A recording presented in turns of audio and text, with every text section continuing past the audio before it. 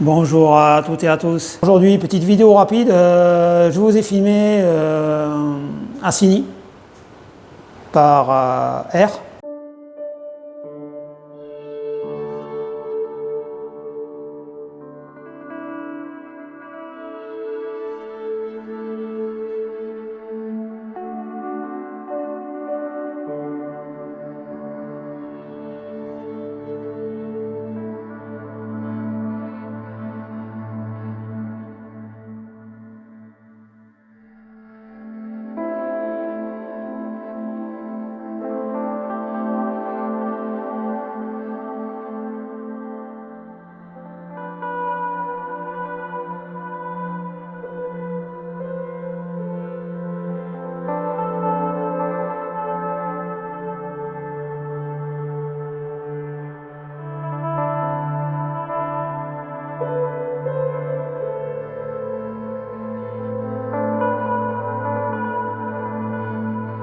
Aujourd'hui, on va parler de la petite histoire que je vous avais racontée dans ma dernière vidéo, l'homme qui attendait le bus dans un placard.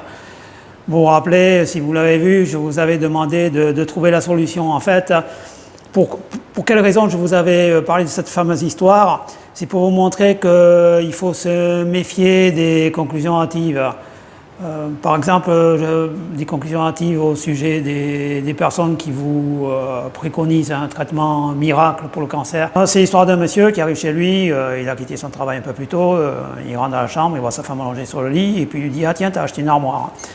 Donc, je pense que tu as mis mes habits à l'intérieur. » Donc il ouvre la porte, et à l'intérieur, il y a un autre monsieur qui lui dit Monsieur, je suis désolé, vous n'allez pas me croire, mais je suis en train d'attendre le bus.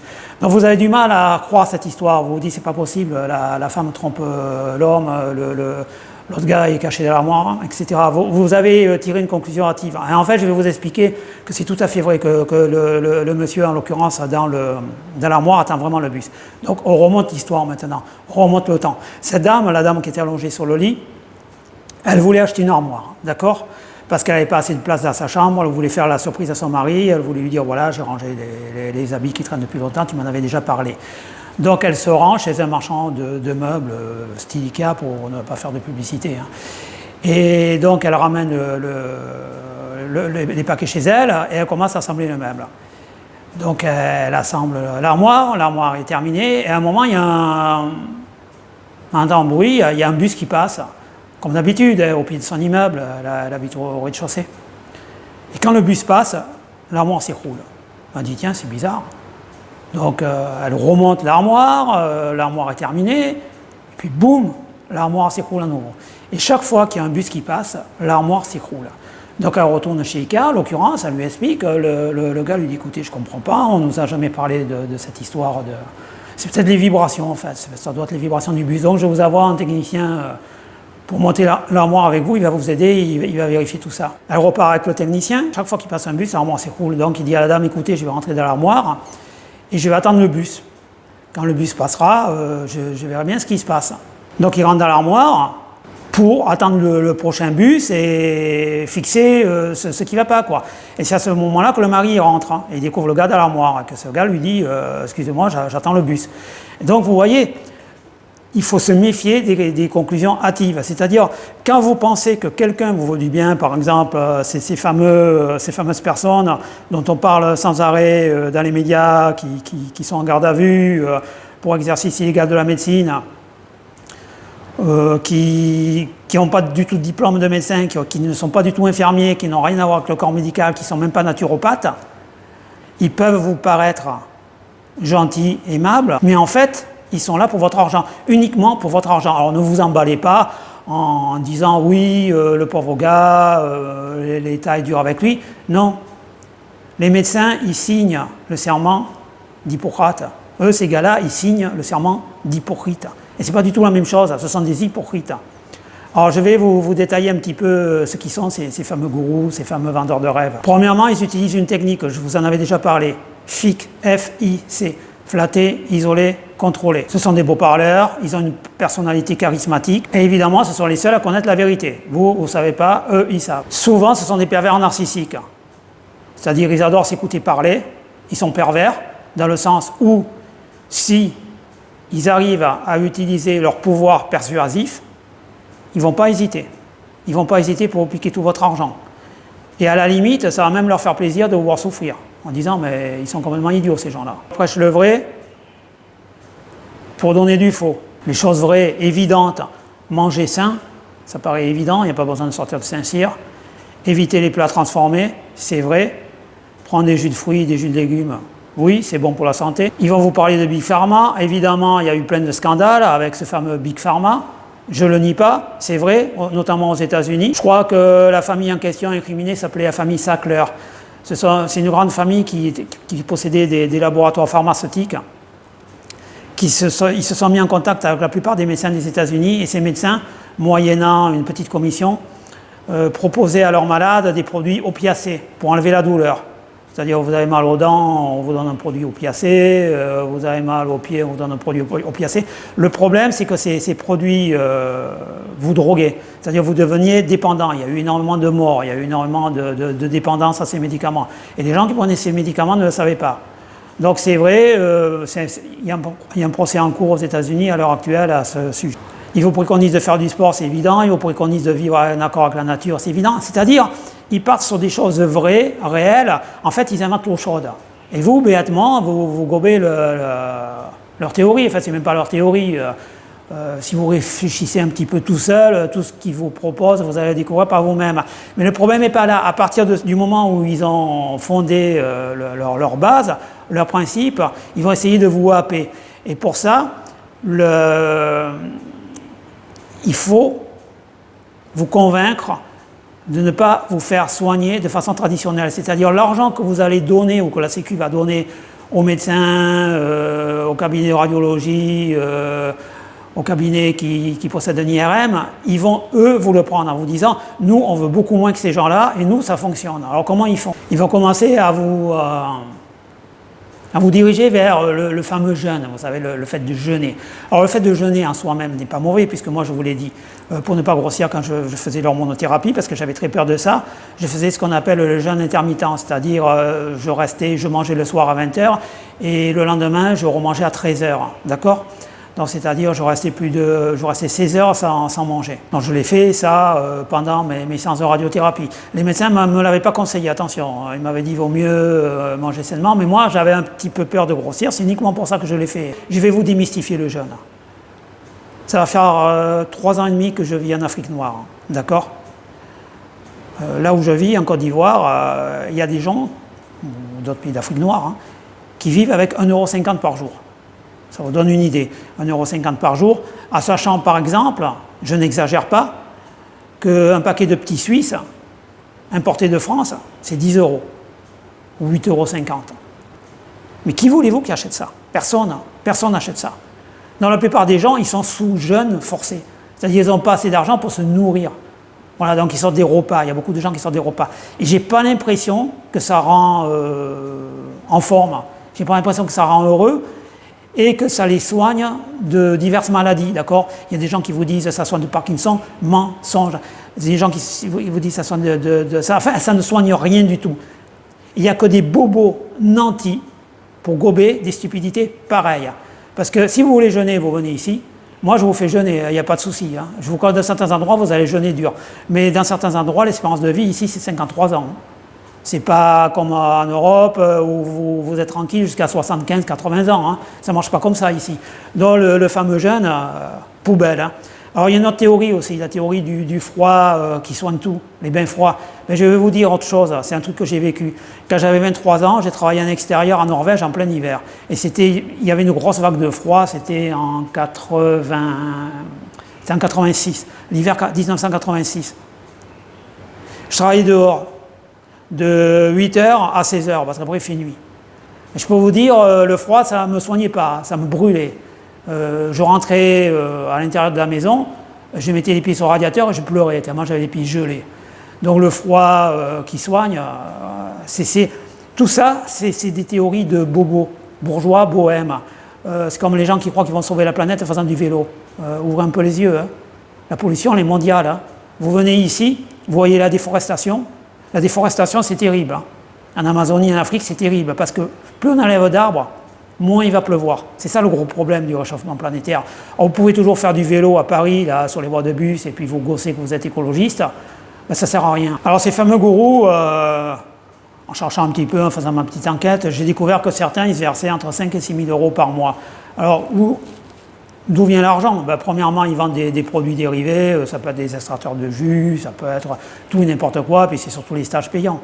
Les stages payants, vous allez payer un week-end de stage, 1000, 2000, 3000 euros. Et puis le gars, il va vous vendre du rêve, comme je vous l'ai dit, il va réinventer la roue, et puis il va vous inventer l'eau chaude, et vous allez tomber à genoux devant lui. Et ces personnes n'acceptent pas la contradiction. Ils ont une emprise mentale très forte. Ils sont persuadés, enfin certains, parce que certains savent très bien qu'ils mentent, ils sont persuadés, ils arrivent à s'auto-persuader que ce qu'ils disent est vrai. Au mieux, ce sont des idiots du village, des gens complètement naïfs. Au pire, ce sont des assassins. Parce que quand vous prenez le jeune à quelqu'un qui est en phase terminale de cancer, vous signez son arrêt de mort. Hein. Vous lui dites, tu ne fais plus de chimio, tu ne fais plus les rayons, tu ne fais plus d'hormonothérapie, je parle du cancer de la prostate, je parle toujours du cancer que je connais. Mais vous le tuez. Donc, ce sont des assassins. Alors, il y a un autre phénomène aussi. Ça ne marche pas en Afrique, hein, mais ça, en Europe, les gens adorent la victimisation. Ah, les victimes, parce que dans certains continents, quand vous jouez la victime, les gens vous regardent d'un œil, comment dire, éloigné, et ils traduisent les victimes par faibles. Donc il y a certains endroits, il vaut mieux ne pas être faible, parce que c'est terminé pour vous. Par contre, en Europe, être faible, être une victime, alors ça, les gens adorent. Les médias ont réussi à ancrer ça dans la tête des gens. Parce que moi, je suis d'une génération des années 60. Je suis né en 1963. J'ai encore des souvenirs. Oui, j'ai encore des souvenirs quand j'étais enfant, quand j'étais adolescent. À l'époque, ça ne fonctionnait pas, ça, la victimisation. Les gens disaient, t'as qu'à débrouiller, t'as qu'à bosser, ton problème, c'est pas mon problème. Mais petit à petit, ça s'est mis en route. En fait, l'État vous manipule à travers ça. Il fait de vous des petits-enfants assistés. Et il adore montrer la victimisation. C'est ce que font ces fameux gourous. Ah, regardez, je me suis fait arrêter, je suis forcément une victime, j'ai mis le doigt là où il ne fallait pas, j'ai mis le doigt sur Big Pharma, alors l'État m'arrête, regardez, je suis une victime, mon Dieu, aidez-moi. Ça marche du tonnerre. Hein. Ça, c'est super. Hein. Pour la France, c'est super. Alors, il y a autre chose aussi, au sujet de l'argent. Pourquoi, même si vous êtes en phase terminale, un médecin vous dit, voilà, je dis, bon, j'invente, hein, on ne m'a jamais dit ça, mais imaginez qu'on vous le dit. Il vous reste 6 mois à vivre, d'accord? Admettons, vous êtes métastasé de la tête aux pieds. Pourquoi voulez-vous donner le peu d'argent, enfin l'argent que vous avez économisé toute votre vie, à des usurpateurs, à des menteurs, à des arnaqueurs?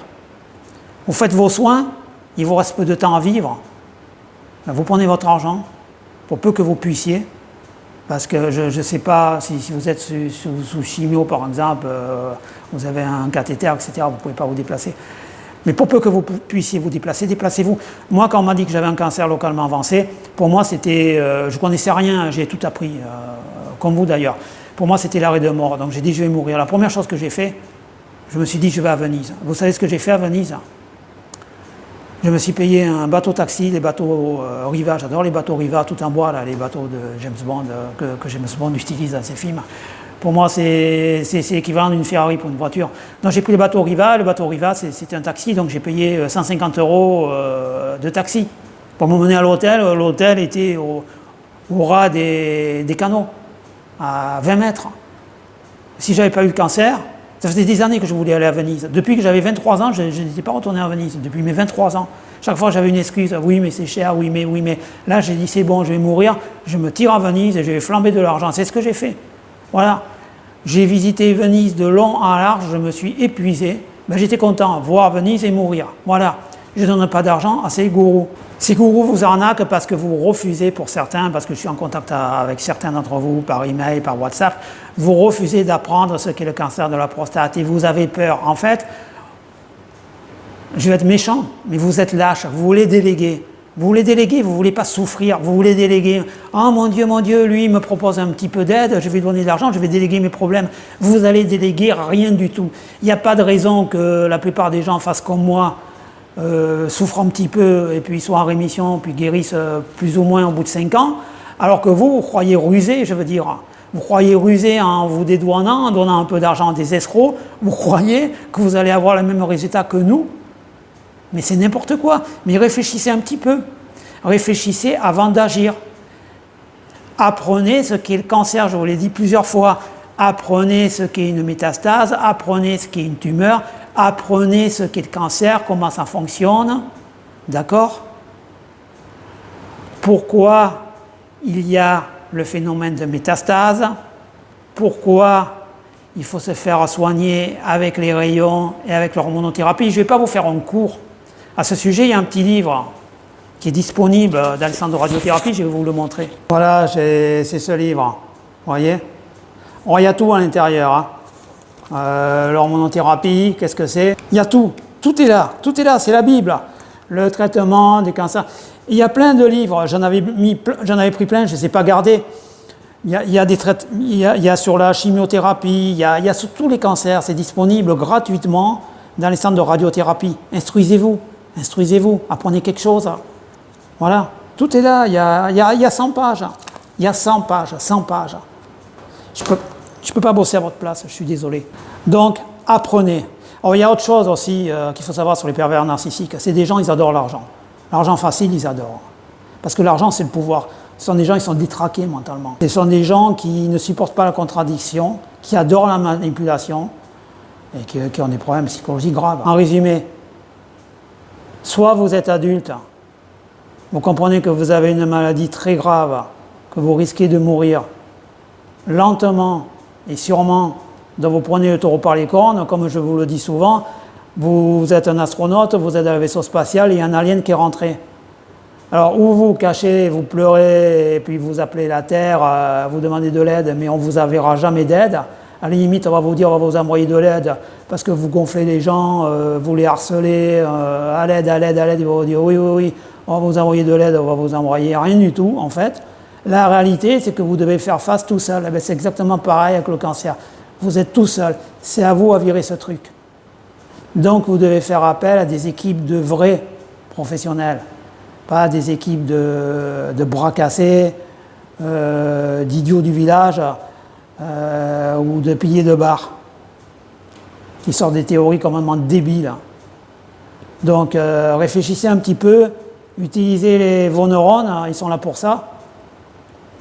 Après moi, le premier, je me suis fait alpaguer par ces gens-là parce que quand on vous dit, quand vous vous attendez surtout pas que vous avez une hygiène de vie pratiquement irréprochable, que vous avez un cancer bien avancé, vous tombez des nues. Et quand vous tapez le mot cancer sur YouTube, vous tombez toujours sur les mêmes gourous. Hein. Essayez, vous verrez. Hein. Il y en a toujours 3, 4, 5, toujours les mêmes. Hein. Or, il y en a, leur fonds de commerce, c'est... voilà. Là, je prends des jus de fruits et puis je guéris de tout. Il y en a d'autres, c'est autre chose. Enfin, c'est tout, n'importe quoi. Après, autre chose aussi, vous savez, on est issu d'une génération où nos parents nous disaient « Ah ben je l'ai vu à la télé, donc c'est forcément vrai ». Maintenant, les gens, ils vous disent « Ah ben je l'ai lu dans un livre, donc c'est vrai ». Parce que pour eux, le livre, c'est contrôlé par une maison d'édition du style Gallimard, etc. Mais je vais vous apprendre un truc. Il y a l'auto-édition. Vous allez sur Google, vous écrivez auto-édition. Et vous allez découvrir, vous allez être effaré peut-être, que n'importe qui peut écrire tout et n'importe quoi sur n'importe quel sujet et s'auto-éditer. Discuter avec les médecins, urologues, radiologues, oncologues. Voilà. Discuter avec des professionnels. Votre cas, c'est votre cas. Vous avez à vous débarrasser de votre cancer. C'est le vôtre, c'est pas celui du voisin. Et tous les gourous, les idiots qui gravitent autour comme des mouches, vous les chassez, vous ne les écoutez pas. Je ne vends pas du rêve. Moi, je vends, depuis le début, je vous dis ça. Mon leitmotiv, il y en a deux. C'est au début, je vous dis souvent, vous voulez guérir, vous allez souffrir. Et à la fin, je vous dis, croyez en vous. Voilà, c'est ça mes deux phrases. Vous voulez guérir, vous allez souffrir, et ça va être long. Ça va être très long. Voilà, c'est ça. Et croyez en vous. Après, vous en faites ce que vous voulez. Si vous voulez guérir sans souffrir, Je ne peux rien pour vous. Je ne peux rien pour vous. Si vous ne croyez pas en vous, que vous croyez à n'importe quel abruti qui vit au fin fond de la brousse, parce qu'il vous vend du rêve, il est en train d'inventer l'eau chaude, il est en train de vous dire que la Terre est plate, il est en train de vous dire, parce qu'il y en a comme ça, il y en a, ils sont dans leur cuisine, là, dans leur petite bidouille, là, et puis, j'ai trouvé le remède contre le cancer, je vais prévenir tel médecin, je vais écrire tel article. Non mais oh, les plus grands médecins du monde, les plus grands chercheurs, les plus grands scientifiques, les meilleurs, je veux dire, les meilleurs, sont tous en train de bosser sur la recherche contre le cancer. Pour quelle raison? Après, oui, Big Pharma, c'est pour l'argent. Et alors, les mecs, ils ont envie de gagner de l'argent comme vous, je veux dire. Tout le monde a envie de gagner de l'argent, je veux dire. Moi, je ne connais pas quelqu'un qui... Après, si vous ne voulez pas gagner d'argent, si vous voulez vivre dans un bidonville, moi, je peux vous arranger ça, il n'y a pas de souci. Il y a quand même demander, ça sera vite fait, mais je pense que vous allez vite changer. Donc, ils veulent gagner de l'argent, oui, alors. Donc, les meilleurs du monde cherchent. Et il y a des gars, il y en a un qui fait ça, le mec, il fait ses petites recherches dans son petit coin. Ah, j'ai trouvé le moyen de guérir du cancer, des métastases. Croyez en vous.